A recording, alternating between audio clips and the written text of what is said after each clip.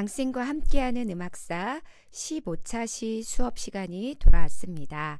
아마도 오늘 수업을 마지막으로 온라인 수업을 마무리하게 될 것 같습니다. 오늘 수업도 지난 수업을 복습하고 넘어가 보도록 하겠습니다. 지난 시간에는 오페라의 탄생에 대해서 이야기했습니다. 카메라타라는 모임에서부터 오페라가 탄생되었다라고 이야기하였습니다. 그리고 이 오페라가 이탈리아에서 초기, 중기, 후기 오페라로 어떻게 발전되어졌는지도 우리가 한번 살펴보았었고요. 그리고 프랑스 오페라에서 주목할 것은 프랑스 발레, 특별히 그 프랑스 발레라는 것이 오페라가 접목되어서 프랑스만의 독특한 오페라가 탄생되었는데 또 후반기에 가서 이것이 또 부폭 논쟁이라는 것이 또 일어나게 되었다라고 우리가 이야기를 하였습니다. 또 바로크 시대의 극음악은 오페라뿐만 아니라 칸타타, 오라토리오, 순환곡 등 이런 종류들이 있었다라고 이야기하였습니다. 자, 오늘은 바로크 시대의 기악곡 양식과 대표적인 음악가들에 대해서 한번 살펴보도록 하겠습니다. 아마도 바로크 시대 때부터 나오는 음악가들의 이름이 여러분들의 귀에 조금은 익숙하지 않을까 싶어요. 자, 먼저 기악곡 양식들을 좀 빠르게 진행해 가면서 이야기해 보겠습니다. 바로크 시대 대표적인 기악 양식은 첫 번째로 모음곡을 둘 수가 있습니다. 수트라고도 하는데요. 당시의 모음곡 양식은 여러 개의 춤곡을 하나의 작품으로 이렇게 만드는 것이 유행이었어요. 그래서 보통 4개의 악장이 표본이었는데 이 4개의 악장이 하나의 작품으로 이루어졌죠. 첫 번째 악장은 알르망드라고도 하는데 이것은 독일 춤곡에서 유래되었습니다. 두 번째 악장은 쿠랑트라고 합니다. 프랑스 춤곡에서 유래가 되었고요. 세 번째 악장은 사라방드라고도 하는데 에스파냐 즉 스페인 쪽의 춤곡이었습니다. 그리고 네 번째 악장은 지그라는 영국의 춤곡에서 유래가 되었습니다. 물론 이 네 가지가 표본이긴 하였지만 여기에 덧붙여서 다른 브레, 미뉴엣 이런 것들이 또 섞여지는 경우들도 있었고요. 이거 이외에도 다른 춤곡들이 또 합해져서 모음곡 양식을 이루기도 하였습니다. 자, 그러면 우리가 사라방드 우리 춤곡 중에 세 번째 악장이라고 했죠. 한번 감상을 해보도록 할 건데요. 여러분들이 아마도 한 번쯤은 들어봤을 거예요.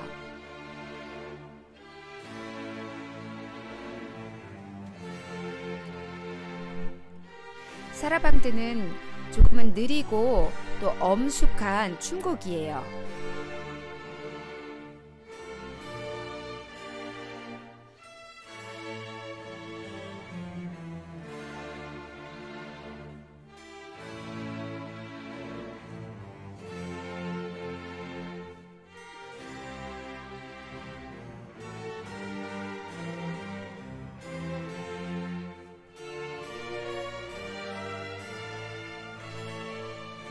네, 여기까지 시간 관계상 여기까지 들어보도록 하겠습니다. 이제 한 번쯤은 들어봤을 텐데 이 사라방드는 아까도 이야기했지만 에스파니아 춤곡에서 유래되었고 이렇게 들어보면 알겠지만 무언가 느리면서 엄숙하면서 세 박자 계통의 춤곡이다라는 것을 여러분들이 기억하시면 좋을 것 같습니다.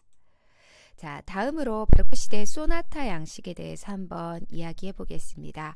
자, 이 소나타 양식, 특히 이제 고전시대, 이 이후에 고전시대에 가서는 이 소나타 양식이 굉장히 많이 발전하게 되는데 이 소나타라는 것은 원래 악기를 연주하다라는 뜻의 이탈리아어 소나레에서 유래했다라고 합니다. 자, 처음에는 성악곡인 칸타타와 구분하기 위해 왜 우리 르네상스 시대에서도 이미 이야기를 했었을 텐데요. 이 성악곡인 칸타타와 구분하기 위해서 기악 연주곡들을 소나타라고 부르는 경향이 있었다고 합니다. 그런데 16세기 후반 다성적 성악곡인 깐쪼나를 기억하게 되었고 이것을 깐쪼나 다 소나레 혹은 깐쪼나 소나타라고 부르다가 줄여서 소나타라고 부르게 됩니다. 바로크 시대의 소나타 양식은 몇 가지의 종류가 있었는데 첫 번째로는 교회 소나타가 있었습니다. 이 교회 소나타는 느림, 빠름, 느림, 빠름의 4악장 구조였고요. 또 실내 소나타가 있었습니다. 이 실내 소나타는 아까 우리 이전에 모음곡 양식처럼 몇 개의 대조적인 춤곡을 배열했던 것이 바로 실내 소나타였고요. 또 트리오 소나타라는 것도 있었습니다. 통주 저음 위에, 우리 통주 저음 지난 시간에 배웠죠. 통주 저음 위에 두 개의 성부가 배열되어서 작곡되어진 트리오 소나타도 있었고, 또 솔로 소나타도 있었는데 통주 저음 위에 한 개의 성부가 작곡되어져서 만들어진 악곡이었습니다. 자, 그리고 또 바로크 시대 때 빼놓지 않아야 할 장르가 바로 푸가와 토카타라는 장르입니다. 아마 여러분들 들어봤을 거예요. 토카타와 푸가, 바흐의 토카타와 푸가. 이제 보통 토카타와 푸가는 하나의 세트로 구성되어져서 작곡되어지는 경향이 많았는데요. 푸가를 먼저 살펴보자면, 푸가는 이제 르네상스 시대, 후기 르네상스 시대 때 리체르 카레가 푸가로 발전하게 된 것입니다. 모방 대의적인 형식을 갖고 있어요. 자, 하나의 주제 선율이 한 성부에서 제시가 되면 이어서 다른 성부에서 그것을 딸림조나 으뜸조로 모방을 합니다. 자, 이것을 서브젝트, 주제, answer, 대답, 주제, 응답 구조라고 합니다. 자, 이것이 이제 푸가이고요. 푸가는 좀 엄격하게 이 대의법이 적용되어서 좀 대의적 형식으로 엄격하게 작곡되어졌다면, 토카타는 약간의 즉흥 양식입니다. 주로 건반 악기를 위한 즉흥 양식이었고요. 연주자의 기량을 드러내는 데 적합한 음악이었다라고 합니다. 불규칙한 리듬, 뚜렷한 대비, 음계형 악구가 토카타 음악의 특징이라고 볼 수 있습니다. 여러분들이 아마 한두 번쯤은 들어봤을 음악이에요. 자, 이 토카타 푸가가 원래는 바흐의 토카타 푸가가 오르간으로 작곡되어졌는데, 또 이것을 비교해서 일렉 기타로 연주하는 것을 우리가 들어보도록 할 거예요. 자, 먼저 오르간, 원곡 오르간 음악을 우리가 한번 들어보도록 하겠습니다.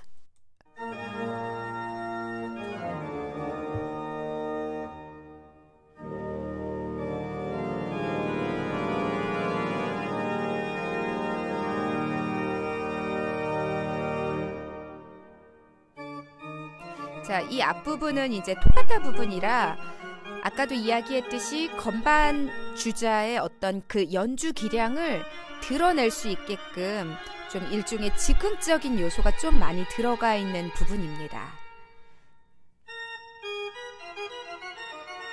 굉장히 화려하게 작곡되어졌고요. 토카타라는 말은 사실 스치다, 터치하다 라는 말에 토카타에서 유래했다고 합니다.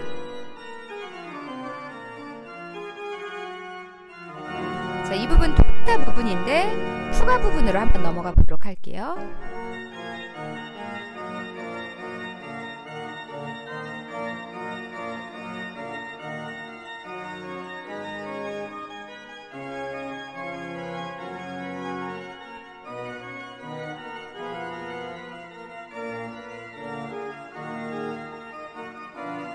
자, 시간 관계상 한번 이번에는 일렉 기타로 연주하는 바흐의 토카타와 푸가 한번 들어보도록 하겠습니다.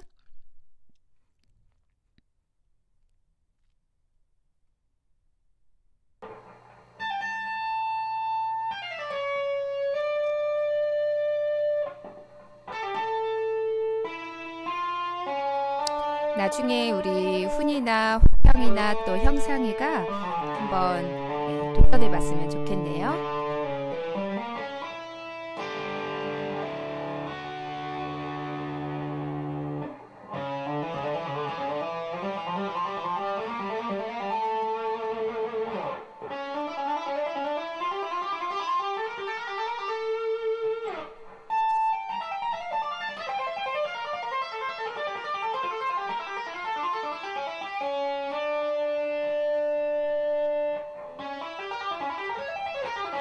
자, 토카타 부분이기에 좀 확실히 즉흥적인 어떤 요소들이 좀 보여주죠. 연주자의 기량을 좀 마음껏 보여줄 수 있는 부분입니다.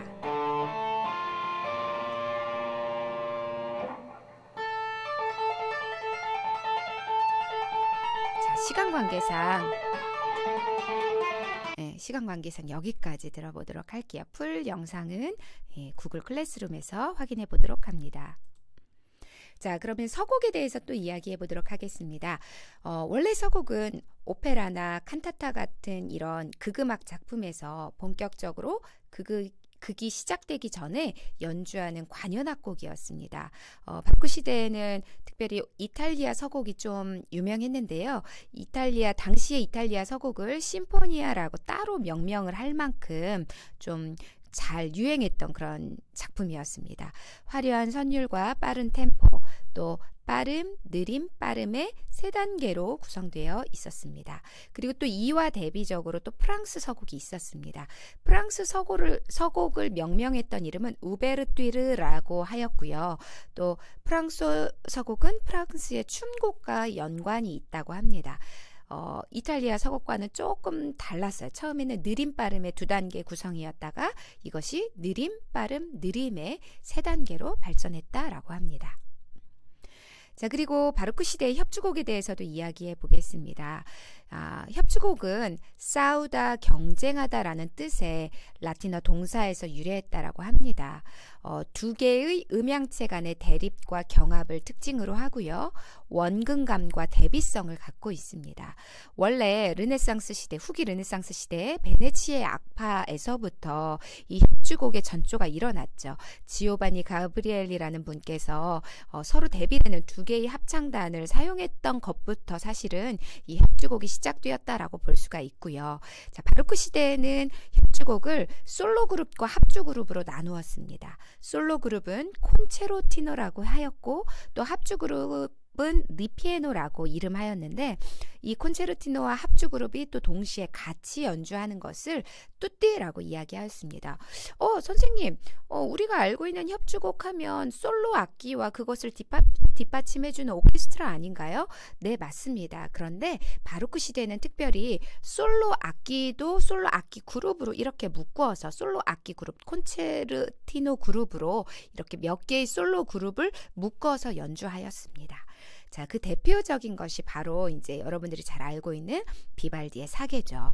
자, 그 다음에 변주곡. 바로크 시대에도 변주곡이 굉장히 유명한 또 많이 유행하는 작곡 악법이었는데요. 자, 주제와 변주, 하나의 주제가 제시가 되면 이것을 계속적으로 바리에이션 하는 거죠. 자, 변주곡에서도 뭐 파르티타, 파사칼리아, 샤콘느 같은 좀 몇 가지의 다양한 장르가 있었는데 파르티타 같은 경우는 17세기 이탈리아에서 대중적인 선율을 주제로 한 변주곡이었다고 합니다. 나중에 가서는 파르티타라는 말이 변주곡의 의미도 물론 있었지만 후에는 이것이 모음곡을 뜻하는 명칭으로 바뀌었다라고 합니다.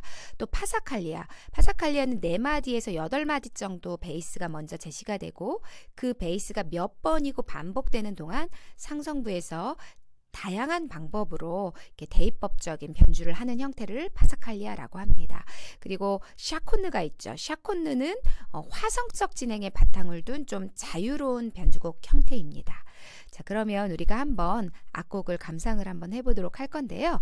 자, 변주곡 형식 중에서 샤콘느, 바흐의 샤콘느를 한번 들어볼 건데 특별히 이것은 바흐가 무반주 바이올린 곡으로 작곡한 곡입니다. 한번 들어보도록 하겠습니다.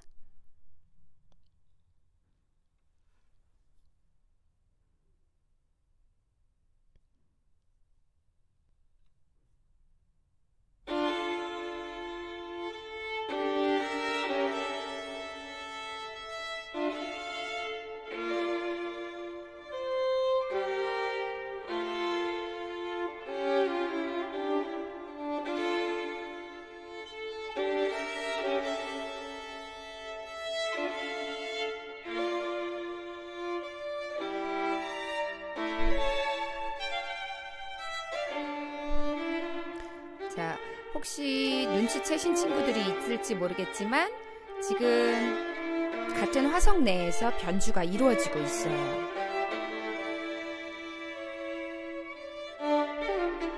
자, 변주가 시작되고 있죠. 자, 우리가 시간 관계상 끝까지 들어보지는 못할 것 같고요. 자, 풀 음원은 구글 구글 클래스룸에서 확인해 보도록 하겠습니다. 자, 바로크 시대 음악가를 살펴보기 전에 바로크 시대 삼총사 한번 소개해 보도록 할게요. 아마 여러분들 귀에 익숙하셨던 작곡가 분들이 이제야 이제 출연을 하시죠. 바로 비발디, 바흐, 핸델.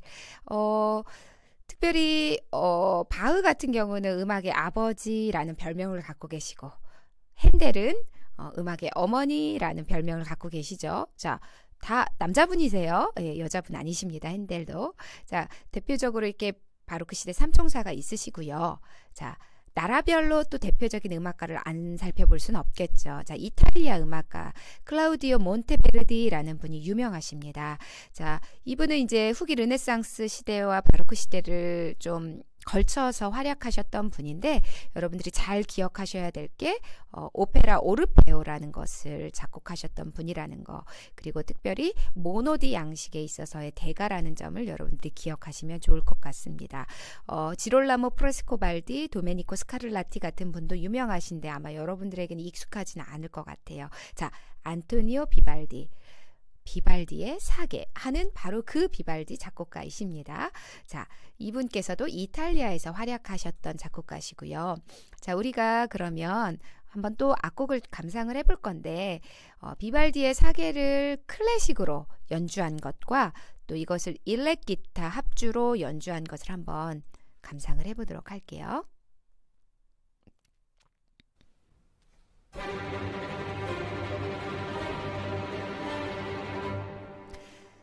자, 비발디 사계 중 여름 3악장입니다.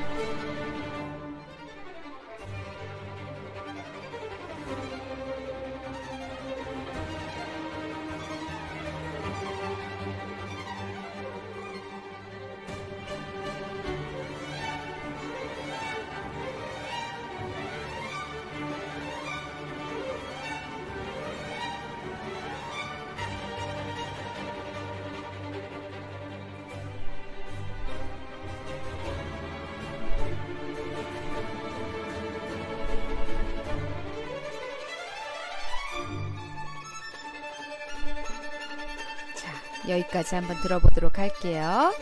자, 그리고 자, 이번에는 이것을 일렉 기타로 연주한 버전을 한번, 일렉 기타 합주 영상이더라고요.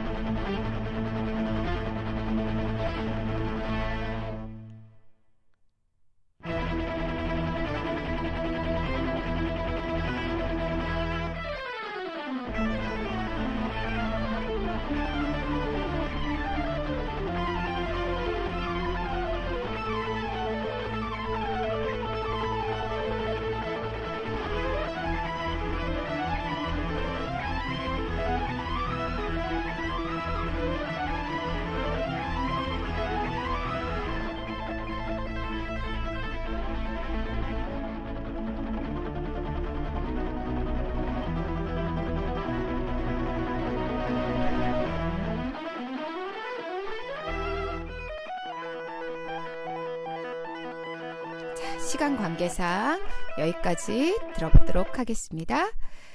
네, 멋진 것 같아요. 나중에 우리 3명, 우리 반 3명의 일렉 주자가 한번 연주해보면 좋지 않을까 싶습니다. 자, 그러면 이제는 프랑스의 음악가에 대해서 우리가 한번 또 이야기해 보도록 하겠습니다.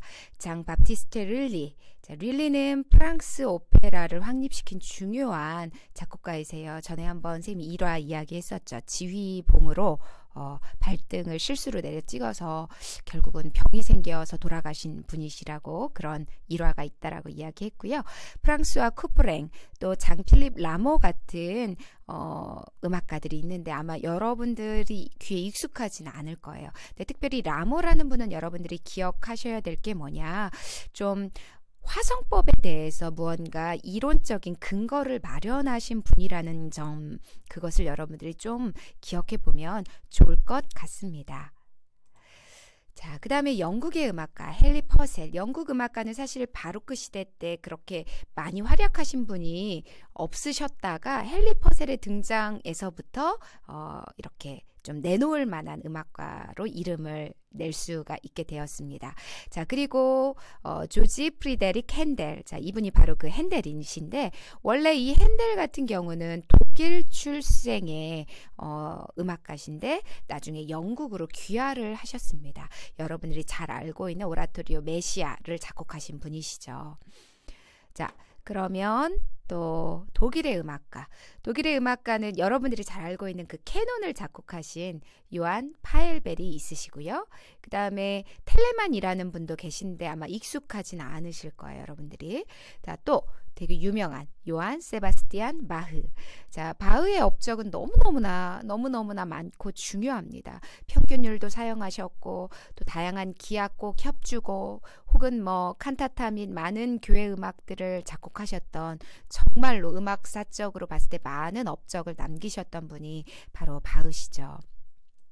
선생님이 여러분들 수업을 준비하면서 이런저런 자료들을 많이 찾다가 Son of Bach라는 팀을 찾게 되었어요. 자, 바흐 음악 중에 모음곡 중에 불의 부분을 이렇게 락으로 연주한 팀인데요. 한번 우리가 이것을 감상을 마지막으로 좀 해보도록 하겠습니다. 시간 관계상 자.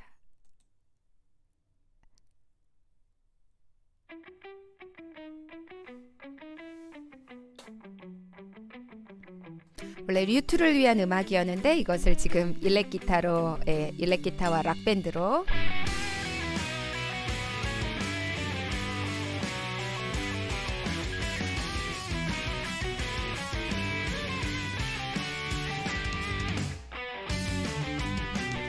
이 팀 같은 경우는 선생님이 유튜브를 좀 찾아보니까 좀 바흐 음악을 이렇게 새롭게 조명한 곡들을 많이 연주해 놨더라고요. 또 목장까지도 팝박스까지도 좀 그렇게 해서 유튜브에 올려놨더라고요. 관심 있는 친구들은 한번 살펴보는 것도 좋을 것 같습니다.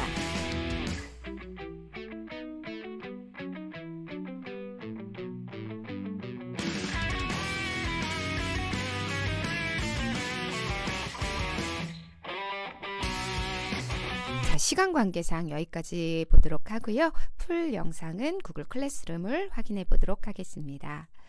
자, 형성평가 시간이 되었습니다. 바로크 시대의 기악곡 양식 중 악기를 연주하다라는 뜻의 이탈리아어 소나레에서 유래한 기악 연주곡은 그 장르는 무엇이죠? 자, 두 번째 문제입니다. 바로크 시대를 대표하는 각 나라별 작곡가들을 한 명씩만 써보면 좋을 것 같습니다. 자, 그동안 온라인 수업 받느라고 여러분들 수고 많았고요.